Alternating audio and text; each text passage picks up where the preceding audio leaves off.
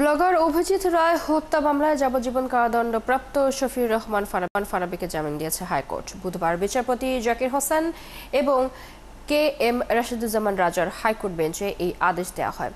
বিচারিক আদালতের রায়ের বিরুদ্ধে 2021 সালে ফারাবীর আপিল শুনানির জন্য গ্রহণ করে হাইকোর্ট। এই মামলায় 4 আসামি স্বীকারোক্তিমূলক জবানবন্দি দেয়, কিন্তু সেই 4 আসামির কেউই তাদের জবানবন্দিতে ফারাবীর নাম উল্লেখ করেননি।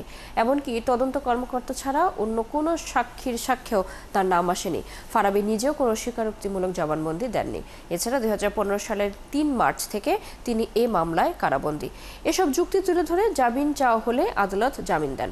2015 সালের 26 ফেব্রুয়ারি ঢাকা বিশ্ববিদ্যালয় এলাকায় প্রকাশ্যে কুপিয়ে হত্যা করা হয় ব্লগার অভিজিৎ রায়কে।